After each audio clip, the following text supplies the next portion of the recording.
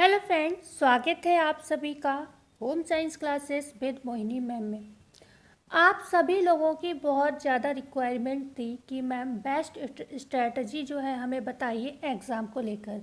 तो हम आपको सबसे पहले एक चीज़ जो मैं बोलना चाहूँगी उसे बहुत अच्छे से समझिएगा कि मैं भी एक शिक्षक बेशक हूँ, लेकिन मैं भी चीज़ें सीख रही हूँ। लेकिन यहाँ पर मैं जो भी चीज़ आपको लाती हूँ उसमें कोई भी चीज़ ऐसी नहीं होगी जिसमें आपके एग्ज़ाम में कोई कमी आए, बल्कि मैं जो भी बताऊंगी उसमें बस इतना होगा कि जो तैयारी आपकी है वो आपकी बढ़ सकती है पर घटेगी नहीं। ठीक है, तो बहुत से लोगों के जो नेगेटिव कमेंट आते हैं उनको मैं ये ज़रूर कहूँगी, मेरा कोई भी वीडियो ऐसा आपके लिए नहीं आएगा जिससे आपका कोई नुकसान हो। ठीक है, फ़ायदा ही होगा, 10% का ही बेशक क्यों ना हो, लेकिन फ़ायदा होगा। लेकिन अगर मैं आपको जो चीज़ें बताती हूँ उसको आप ध्यान से सुनते हो, समझते हो और प्लस लागू करते हो, या मतलब फॉलो करते हो उस चीज़ को, तो आपकी 100% चीज़ें सही जाएंगी, सिलेक्टेड होगी। क्योंकि जो भी जानकारी मैं आपको बच्चों दे रही हूँ ये कोई मेरी पर्सनल चीज़ें नहीं है, ये मैं मतलब जब आपके कमेंट बहुत दिनों से आ रहे थे तब से मैं इस पर काम कर रही थी कि क्या सही बताऊं बच्चों को, क्या सही बताऊं। मैं भी जानकार लोगों से जिन्होंने क्लियर किया है एग्ज़ाम, उनकी स्ट्रैटेजी पूछकर आपको ये वीडियो लाई हूँ। ठीक है, तो प्लीज़ हमारे चैनल को अपना प्यार और सपोर्ट दीजिएगा और ध्यान से सुनिएगा।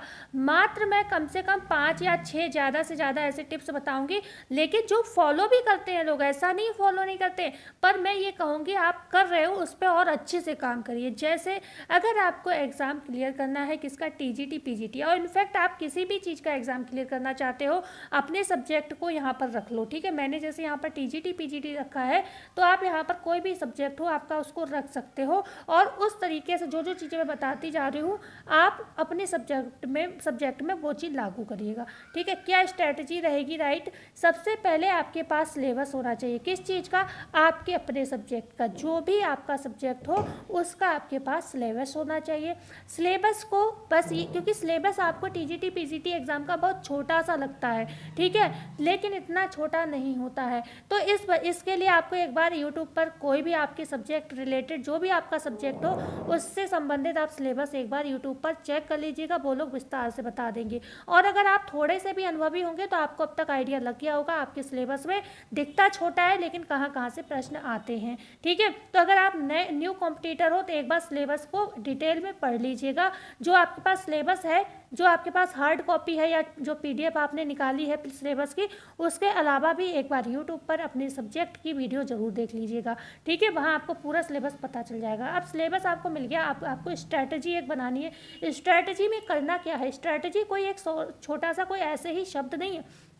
इसमें आपको ये प्लान करना है कि मुझे कैसे ज़्यादा से ज़्यादा पढ़ाई करनी, क्योंकि आप जानते हो जनवरी में जैसे एग्ज़ाम का अभी डिस्कशन चल रहा है लेकिन अभी फाइनल नहीं हुआ है। जहाँ तक सभी जो भी एक्सपर्ट हैं वो यही कह रहे हैं जो एग्ज़ाम आपका होगा वो अप्रैल तक जाएगा। ठीक है, लेकिन क्योंकि आयोग के जो शब्द होते हैं वो आपके लिए बहुत इंपॉर्टेंट होते हैं, तो आप तैयारी जनवरी मानकर भी कर सकते हो, लेकिन सही से करिएगा, अच्छे से करिएगा। अब स्ट्रैटेजी में आपको करना क्या है, आपने क्या लेना है, सिलेबस ले लिया। ठीक है, आपने देख लिया कि आपके ब्रांचेस कौन कौन से हैं, कितनी चीज़ें आपको पढ़नी हैं, कितनी मतलब सिलेबस में कितने पॉइंट्स हैं, या कुछ लोग इतने एक्सपर्ट होते हैं जो क्वेश्चंस में ये चीज़ देख लेते हैं कि कहाँ से क्वेश्चन को ज़्यादा पूछा गया है और वो उन टॉपिक्स पर काम करते हैं। तो उसके लिए सबसे पहले आपको एनसीईआरटी जरूर लेनी है, क्योंकि टीजीटी पीजीटी एग्ज़ाम ही नहीं, कोई भी क्लास का एग्ज़ाम होता है, चाहे आप मतलब किसी भी स्टेट लेवल का भी कोई पेपर देते हो तो आपके सब्जेक्ट का एनसीईआरटी आपको आना चाहिए, क्योंकि एनसीईआरटी के आंसर जो होते हैं वो सॉलिड एग्जाम में पूछे जाते हैं और उनके जो आंसर होते हैं वो मान्य भी होते हैं। ठीक है, तो यहाँ पर जो एनसीईआरटी आपका पढ़ना हर किसी को इम्पॉर्टेंट है। ठीक है, इम्पॉर्टेंट है, उससे आपका बेस क्लियर होगा। तो आपने एनसीईआरटी को लिया, ठीक है, स्ट्रैटेजी में आपको एनसीईआरटी को भी शामिल करना है, प्लस आपके जो ऑथेंटिक राइटर हैं आपके सब्जेक्ट के उनको भी आपको लेना है। और अगर आपने कहीं से कोचिंग की है, वैसे ये जो तैयारी है ना आप सेल्फ भी कर सकते हो, लेकिन अगर आपने कोचिंग ले रखी है तो वो वाले आपके नोट्स हो गए। ठीक है, आपको बुक्स भी पढ़नी है, चीज़ों को हाईलाइट करना है, अभी भी समय है, आप कर सकते हो, करने वाले आप, क्योंकि आप बीए एमए या बीएससी एमएससी जो भी करे हो अपने सब्जेक्ट में किए हो, तो अगर आप ढंग से मेहनत करते हो तो कर सकते हो, इसमें वेट होने वाली चीज़ नहीं है कि इतने दिनों में हम कैसे करें। लेकिन आपने अगर अभी तक कुछ नहीं पढ़ा है तो आपको ये है कि बहुत ज़्यादा समय पढ़ाई को देना पड़ेगा, समय भी देना पड़ेगा, और जो समय दोगे वो भी समय कौन सा होना चाहिए, क्वालिटी वाला होना चाहिए। यहाँ पर क्वांटिटी कभी मैटर नहीं करती कि आपने कह सकते हैं आपने 24 घंटे में 10 घंटे पढ़ाई की, ठीक है, तो 10 घंटे पढ़ाई की, तो इस क्वांटिटी की अगर कोई वैल्यू नहीं रह जाएगी अगर आपने उसको क्वालिटी में नहीं पढ़ा। क्वालिटी का मतलब है कि अगर आपने 4 घंटे भी पढ़ाई की, 3 घंटे भी पढ़ाई की, और इससे कम करके आपका काम भी नहीं चलना है, 4 घंटे भी अगर आपने पढ़ाई की, लेकिन जो भी पढ़ा बिल्कुल सॉलिड पढ़ा, मतलब आपको पता है सब कुछ, आपसे अगर पूछा जाए वहाँ से प्रश्न तो आप आंसर कर सकते हो, ठीक है। तो ये होती है क्वालिटी वाली पढ़ाई। जो क्वांटिटी की, हमने पेज तो बहुत सारे पढ़ लिए, क्वांटिटी का मतलब हो गया हमने बहुत मात्रा में चीज़ों को पढ़ा लेकिन शब्द हमें एक नहीं समझ आया, हमें कोई आंसर नहीं पता है, ठीक है। तो सबसे पहले आपको उस चीज़ की क्वालिटी पर ध्यान देना है कि आप जो पढ़ें वो सॉलिड पढ़ें, ठीक है।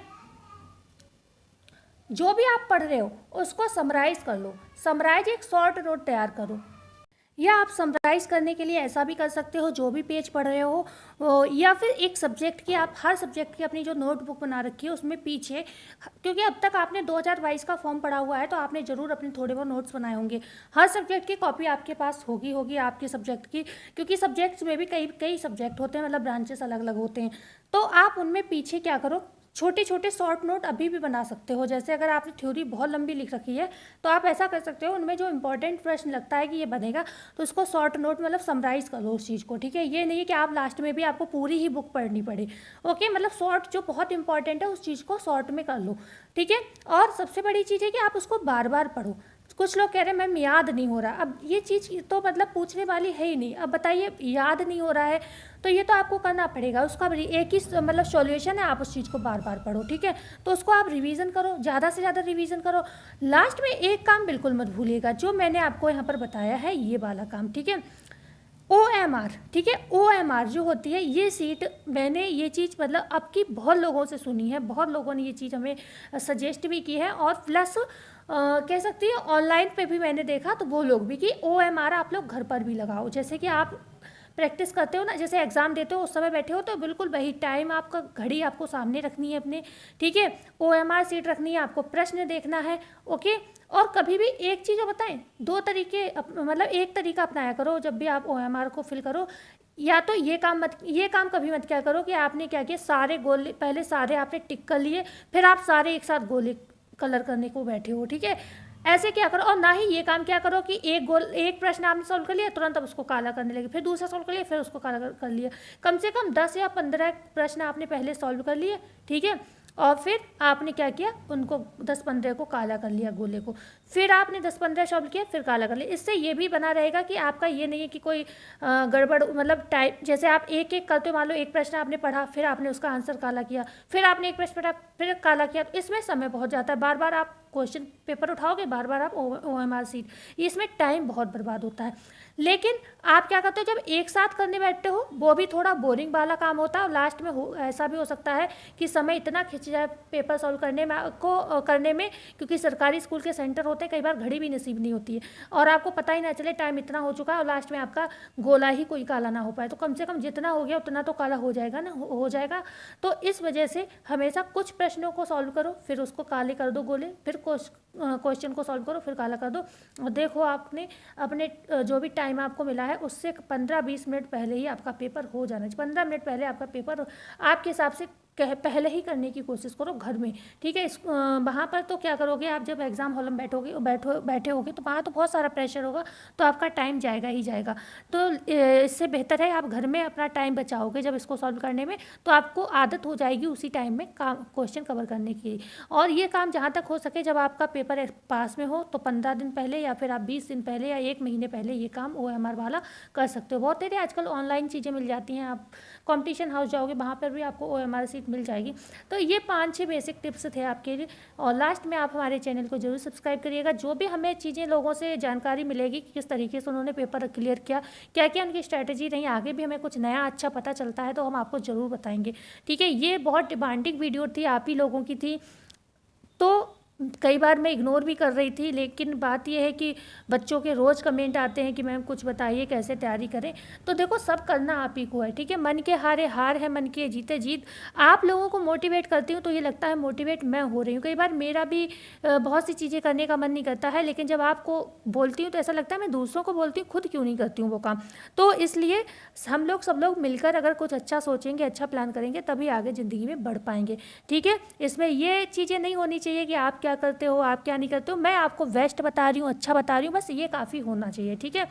और इसमें कोई भी चीज़ मैं ऐसी नहीं बता रही हूँ जिससे आपका कोई लॉस होने वाला है। बकाया पेपर कभी भी होता है, आप उसके लिए तैयार रहो। आपकी तैयारी अच्छी होगी, पेपर 6 महीने बाद होगा तो कम से कम 6 महीने में नौकरी मिल जाएगी। आपकी तैयारी अच्छी नहीं होगी तो पेपर चाहे इसी महीने हो जाए या फिर 1 साल बाद हो जाए, कोई फ़र्क नहीं पड़ता, आप जहाँ हो वहीं रहोगे, ठीक है। तो इसलिए तैयारी बेस्ट होनी चाहिए। मिलते हैं कल नई जानकारी के साथ। बस जाते जाते हमें उम्मीद है आप ज़रूर हमारे चैनल को बहुत अपने फ्रेंड्स लोगों को शेयर करिएगा और ख़ुद भी सब्सक्राइब करिएगा। धन्यवाद।